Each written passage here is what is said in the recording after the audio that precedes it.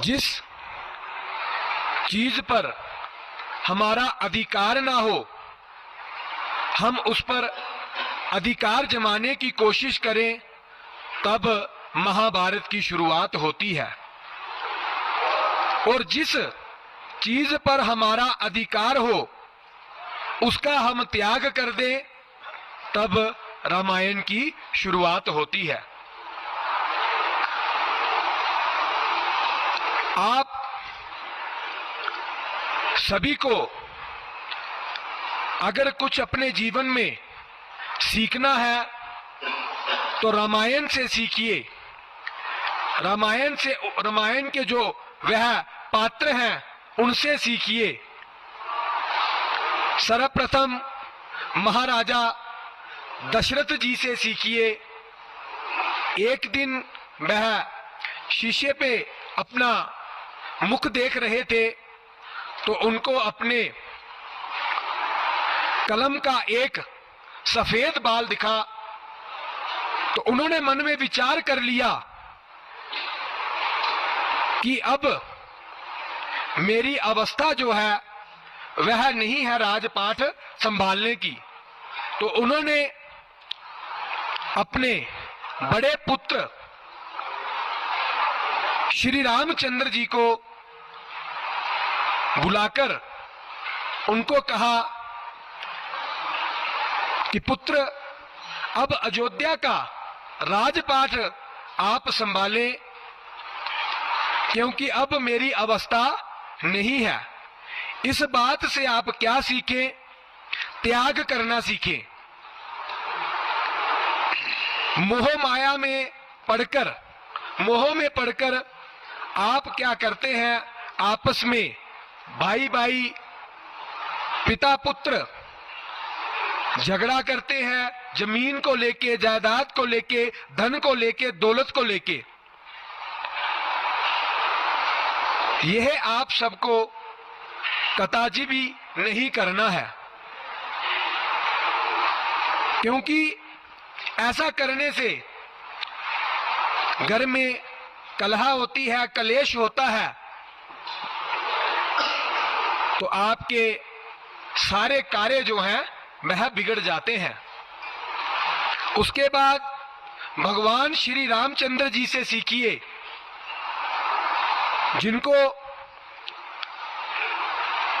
शाम के समय में उनको यह पता चलता है कि सुबह आपको राज तिलक होना है, आपको अयोध्या का राजा बनना है, परंतु कुछ ही पल में उनको यह खबर मिलती है कि आपको 14 वर्ष का वनवास हो गया है। इस बात से यह सीखिए कि भगवान श्री रामचंद्र जी ने कितनी प्रसन्नता से अपने पिताजी का वह वचन स्वीकार किया, उसको माना। आपको भी भगवान श्री रामचंद्र जी का जो आचरण है उसको ग्रहण करना चाहिए, क्योंकि हमारे जो चरण है वह हमको मंदिर तक ले जाते हैं, परंतु हमारा जो आचरण है वह हमको भगवान तक ले जाता है। आपका आचरण जो है वो शुद्ध होना चाहिए, स्पष्ट होना चाहिए, निष्ठावान होना चाहिए, तभी आपका कल्याण होगा। स्त्रियों को मां सीता जी से सीखना चाहिए कि एक महारानी जिनको यह पता चलता है कि मेरे पति प्रभु श्री रामचंद्र जी को 14 वर्ष का वनवास हुआ है, उन्होंने एक बार भी मन में बिना संशय, बिना किसी विचार किए अपने पति के साथ वनवास जाने का जो है वो फैसला ले लिया। स्त्रियों को इस बात से सीखना चाहिए कि वह हमेशा पतिव्रता रहे। स्त्रियों का जो प्रथम गुरु है वह पति ही है। उसके बाद भगवान के सबसे प्रिय भ्राता, छोटे भाई जिनको बहुत प्रेम करते थे वह भरत हैं। भरत जी से सीखिए कि जब भगवान श्री रामचंद्र जी 14 वर्ष के लिए वनवास में चले गए तो भरत जी जो है वो ननिहाल में थे। उनको पता चला, वह दौड़ते हुए वन में भगवान श्री रामचंद्र जी के पास गए तो उन्होंने प्रभु श्री रामचंद्र जी से कहा कि प्रभु आपका स्थान इस वन में नहीं है, आपका स्थान अयोध्या में है, आप ही वहां के महाराजा हैं। तो जब प्रभु श्री रामचंद्र भरत की बात को नहीं माने तो भरत ने क्या किया, उनकी चरण पादुका लेकर जो है वह अयोध्या लौट आए और 14 वर्ष तक वह राज सिंहासन पर नहीं बैठे। उस राज सिंहासन पर उन्होंने श्री रामचंद्र जी की वो चरण पादुका ही रखी। भरत जी से सीखिए कि भाई का भाई के प्रति कैसा प्रेम होना चाहिए, कैसा त्याग होना चाहिए। आजकल तो इतनी छोटी सी जमीन के टुकड़े को लेकर भाई भाई में इतनी बात हो जाती है कि वह बात फिर सारी उम्र तक खत्म नहीं होती। हमको ये कदाचित भी नहीं करना चाहिए। आपस में प्रेम से रहना चाहिए, एक दूसरे का सत्कार करना चाहिए। फिर अंत में सीखना है तो सबसे जो छोटे भाई उनके जो उनके साथ 14 वर्ष के लक्ष्मण जी से सीखिए।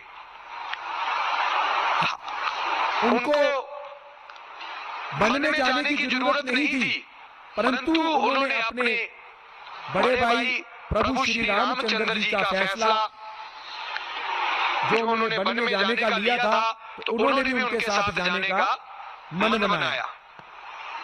आप उनसे यह बात सीखिए कि भगवान श्री रामचंद्र जी सबसे ज्यादा प्रेम जो है वो भरत से करते थे, पर लक्ष्मण जी के मन में कदाचित भी यह बात नहीं आई कि मेरे बड़े भ्राता भरत जी से प्रेम इतना करते हैं, मुझसे कम करते हैं। उनके मन में कभी भी इस बात का विरोध नहीं आया। इसलिए छोटों को भी, जो छोटे भाई हैं उनको भी बड़ों के प्रति यह स्नेह, यह भाव और यह प्रेम रखना चाहिए। आपको छोटी छोटी बातें घर में नियमित लागू करनी चाहिए। आप भोजन करते हैं, अपने शयन कक्ष में जाके भोजन करते हैं। आजकल एक ऐसा मतलब चला है कि आप भोजन करते हैं तो शयन कक्ष में जाके भोजन करते हैं, आवाज लगाते हैं कि भोजन इधर ही ले आइए। हमें कभी भी शयन कक्ष बेडरूम में खाना नहीं खाना चाहिए। आपको भोजन जो है वो जमीन पर, धरती पर बैठकर ही भोजन करना चाहिए।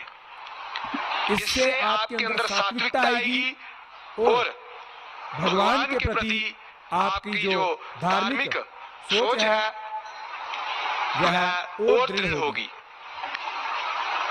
आप देखिए, जब भगवान श्री रामचंद्र जी 14 वर्ष वनवास काटकर वापिस अयोध्या आए, हनुमान जी भी उनके साथ में आए, तो एक दिन माता सीता अपनी मांग में सिंदूर भर रही थी। तो हनुमान जी ने देख लिया और माता सीता जी से पूछा कि आप यह क्या कर रही हैं? तो माता सीता जी ने कहा कि मैं अपनी मांग में सिंदूर भर रही हूं। तो हनुमान जी ने कहा कि इससे क्या होता है, इससे क्या लाभ मिलता है? तो मां सीता जी ने कहा, इससे मेरे पति प्रभु श्री रामचंद्र जी की दीर्घ आयु होगी और वह शांत रहेंगे। तो भगवान हनुमान जी श्री रामचंद्र जी के अनन्य भक्त थे, तब से उन्होंने अपने पूरे शरीर में सिंदूर लगा लिया। जब भगवान श्री रामचंद्र जी उनके सामने आए तो उन्होंने मुस्कुराते हुए हनुमान जी से पूछा कि यह क्या किया? जब उन्होंने पूरी बात बतलाई तो राम जी बहुत प्रसन्न हुए। उन्होंने देखा कि मेरे भक्त का मेरे प्रति कितना प्रेम और स्नेह है, ऐसा ही प्रेम और स्नेह जो है आपका भी भगवान के प्रति रहना चाहिए। बोलिए पवन पुत्र हनुमान जी भगवान की। अभी आप सभी